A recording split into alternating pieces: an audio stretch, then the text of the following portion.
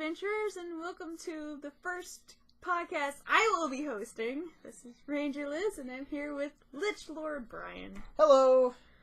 And we are going to be continuing with world building, and we are talking about... I believe we were talking about deities in your world this time. We are. Well, the first thing I was thinking about for deities in your world, the first thing you really have to consider is what you're going to be is where your world is going to be, and by that I mean, are you adapting a world, or like you're adapting Forgotten Realms or one of the other worlds, or are you creating your own world from cloth? Yep. Because if you're adapting a world, I mean, there's a lot of the worlds already have their own pantheons.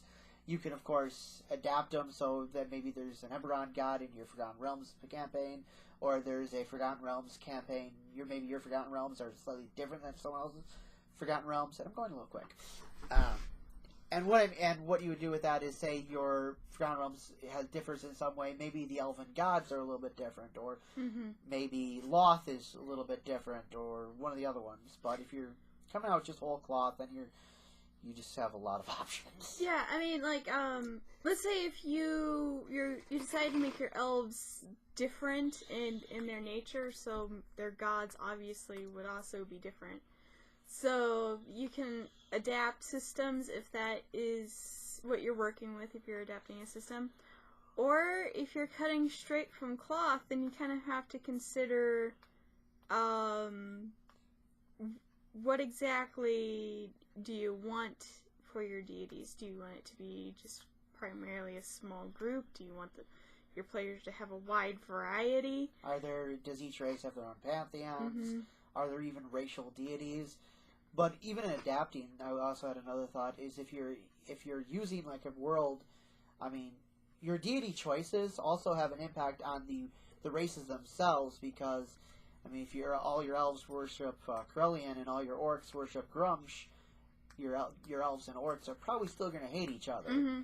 Versus if you remove Corellian and Grumsh, then their interactions might be different because you don't have that clash of gods also enforced there too. One world that I have talked about before that I have made, that pantheon has been forgotten primarily by most people due to past destruction of most of the manuscripts that were created by them, and they are being rediscovered during that time. That was actually some of the documents you were supposed to find that would actually tell about these deities, and they're just primary phoenixes. And I decided to go with the idea that you had the primary phoenix, which is fire, but she's actually just life. And usually when you think of a phoenix, it's death and life. But actually, she has a mate who, his element is ice, and he embodies death. Okay.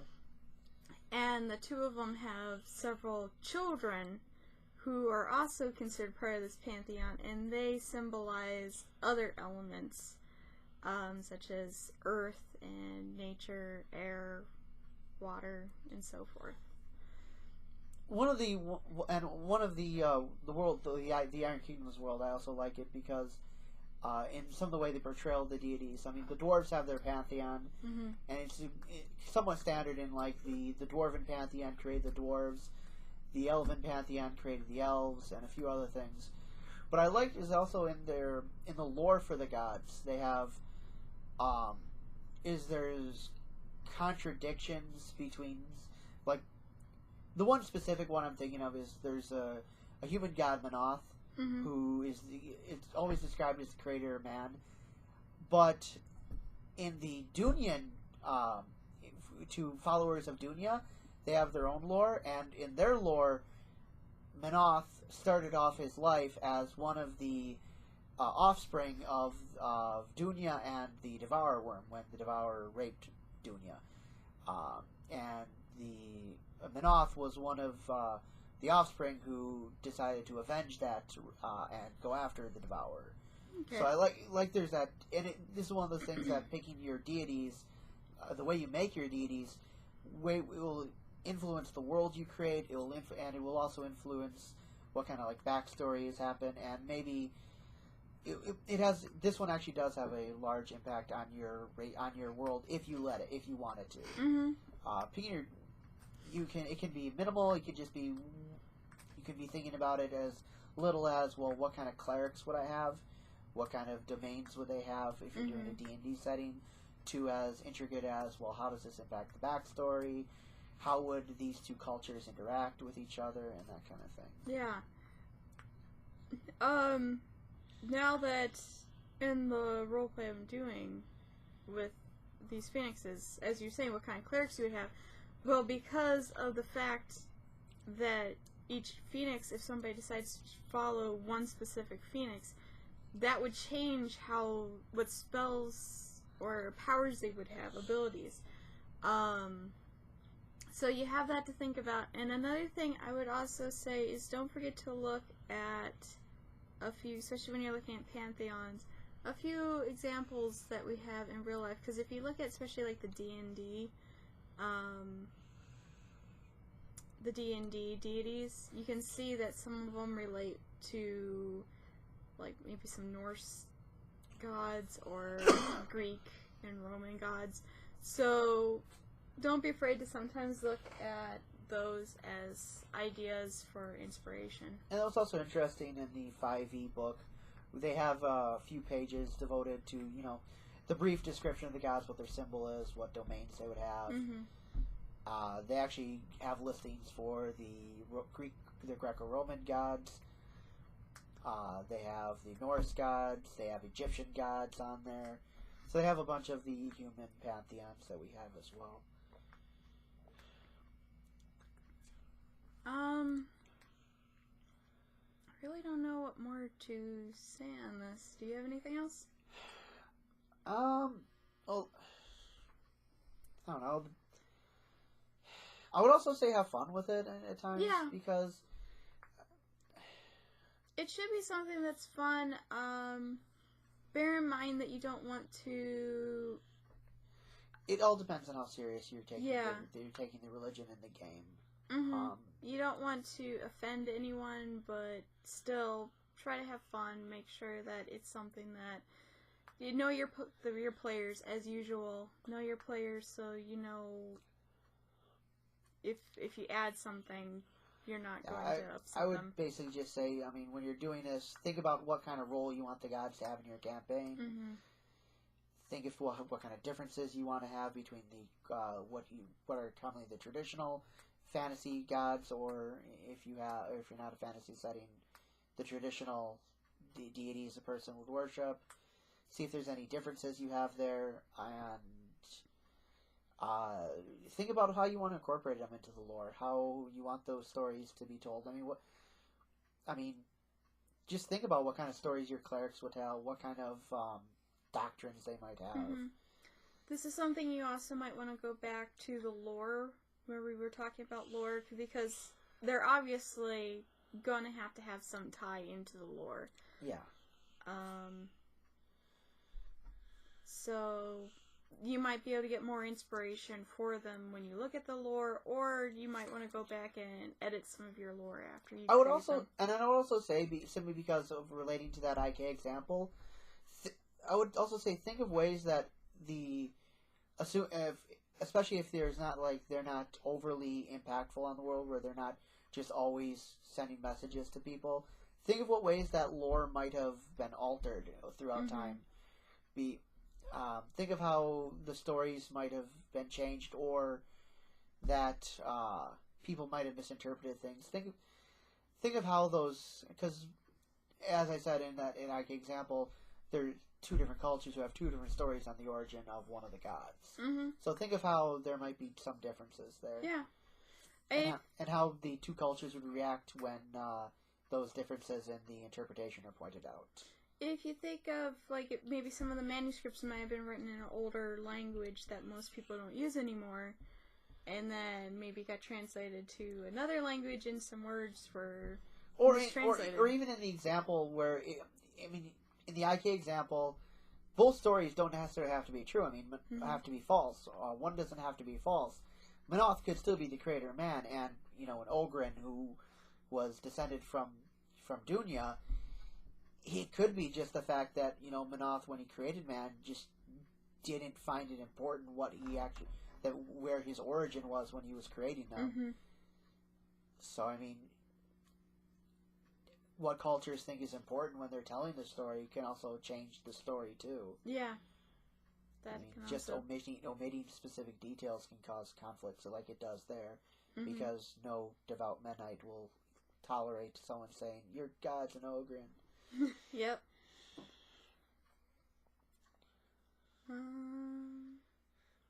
So yeah. And especially really into that example, there's a bunch of other civilizations who have deities that are creator deities that look a lot like the creator man, who might actually be their deity, as still might be the creator man. There could be one actual deity with a lot of people having different images of him. Remember the story of Flatland? In terms of that. Yeah. Unfortunately, I can't think of anything else either at this point. There's just a lot of different things you're thinking about, and this can also be, it relates to the lore, it can also be something you can have fun with, because you're creating a whole ideology at this point. Yeah. Just make it consistent. Yes. Try to make it consistent. So, I guess because we really don't have a whole lot to say on this, if you have any questions, leave them in the comment, and we can always come back to them later. Because I will try to. Yeah. I mean, I'm sure we can do another, if people are interested about world building and would like us to talk more on certain things. Leave us questions, because this is the last podcast for this month, so we will probably be switching topics for next month. Possibly. So, since that is all I can think of, we will move on to the question of the week, which is, if we can manifest one of our characters into the real world, which would it be and why? We talked about this before the show, and I started to struggle with it, but then I realized, as I said, I've really only had one character I really latched onto, that I really, invested myself incredibly in roleplay. I regret that I can't remember this character's name. All I remember, it was the Shard campaign, the Black Bear finger painter. With a caveat, I need his brother there as well. If I could get the brother, just so he has some connection, so he's not freaking out all the time, I would take him. And the biggest reason I would want that is just because I want to see figure paintings in the Louvre. This character was a finger painter. He invested a lot of skill in figure painting, and it would be times where you'd be like, okay, roll to make this painting. It's a legendary painting, and I want to see these canvases of finger. I want to see what this character his finger paintings would actually look like, and I just want to see that, because I think one of my most memorable finger paintings that he did was when he finger painted the ground when somebody was sleeping and they were in an airship. He painted the ground below in this person's room. Okay, I did two things on that airship. One, I painted someone's room so it looked like they were floating in the air. They woke up terrified, absolutely terrified. Because you just wake up and suddenly there's this whole panorama, and you're in the middle of the sky. You feel the ground, but you're not. You're what you're feeling and what you're seeing are two different things. And the other one I remember is when he painted his room to look like he was underwater. And when he brought people into the room, he gave everyone snorkels. Because it was an entire underwater panorama in his room. So the character was just a fabulous finger painter, and I want to see a fabulous finger painting huge brown bear, a black bear. He was a black bear. It would be awesome. He was an above average sized black bear, and he finger painted really, really, really well. So I want to see that character. Alright. Just give me his brother, too. I have several characters who I would love to have in real life, and I would love to have them for various reasons, some of which might be highly inappropriate to do with your own characters. But I think there's two in particular that I have a tendency to lean towards. I'm going to mention the one, though, first that I probably would end up saying no to. It's a half-elf that I used to play a lot named Kalar. Actually, I still kind of do roleplay as him now. But he would be fun to hang around. I would think I would have a lot of fun just hanging around with him, and because I always found him as a fun character to roleplay, and for being a rogue, he was actually very nice.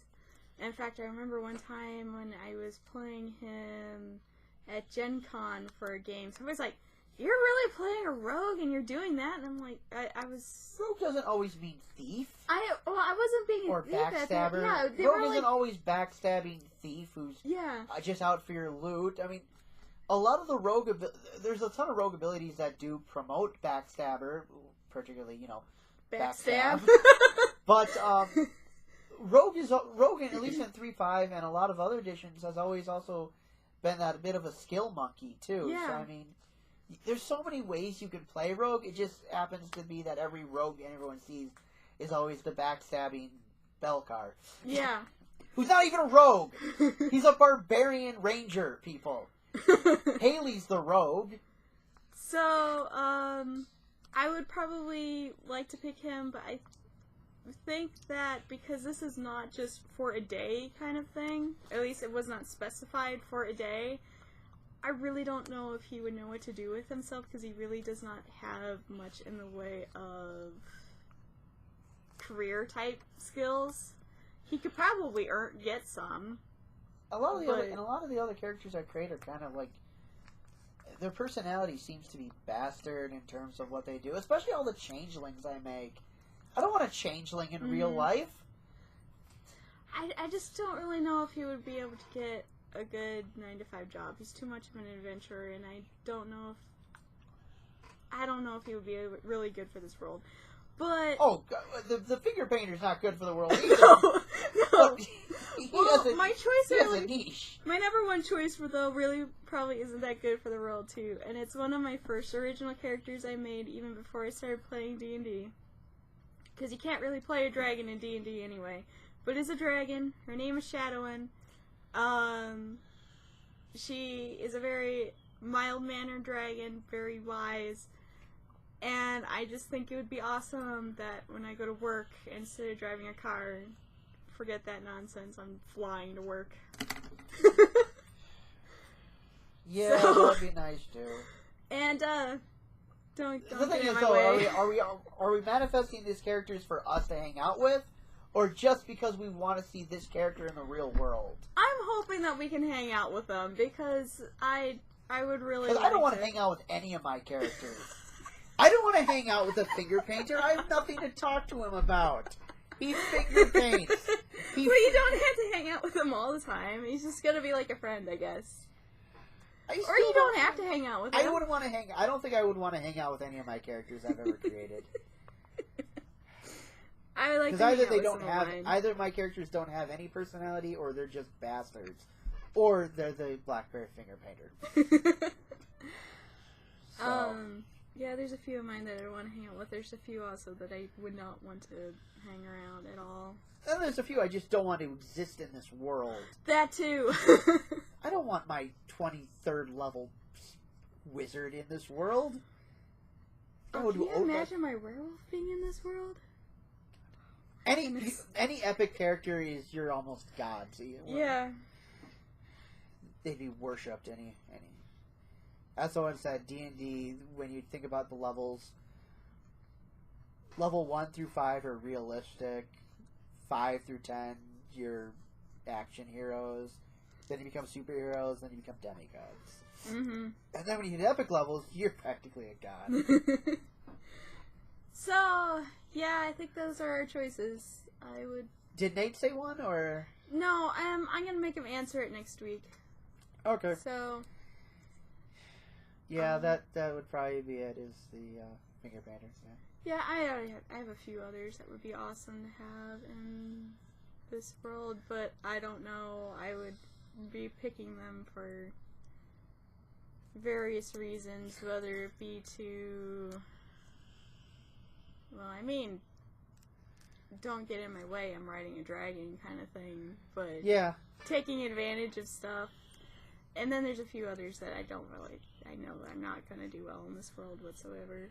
In fact, we were joking about that with one of my characters, that he can turn into an owl and he'd probably be confused as to what planes are and end up getting sucked into a jet engine. Or run into, or get hit by a car or something, because he would have absolutely no idea. People have some knowledge of what these things are. I don't think he would. It would take him a while to learn this kind of stuff, because it would just be way over his head. Okay. So, good question, though, I think. It is. That was a fun question. I like that one. So, that is it for this week. We have not discussed what we're going to be talking about for the following month. It'll be a surprise. It will be a surprise, so stay tuned. To both you and us. Maybe we'll post something up on Twitter, if anyone pays attention to our Twitter. We have a Twitter? We have a Twitter. Yeah, we have a Twitter. I don't use Twitter. I don't. Yeah, we also have a Facebook. So well, yeah, put it up on a Facebook. I know the Facebook page. I know the YouTube. I don't pay attention to Twitter. I've been forgetting about our Twitter too. We also have Google Plus, whatever that is. No one uses it. They try mostly by mandating that in order to have a YouTube account, you have to have a Google Plus account. Oh yeah, that made me so mad when they came out with that. So, I believe we're done talking about the actual topics, though. We are. So, goodbye and see you next week. Oh, and remember, if you like our videos, like them, subscribe, comment, yes, post comments, even share. And share, yes. Also, remember, don't kill us, we're PCs.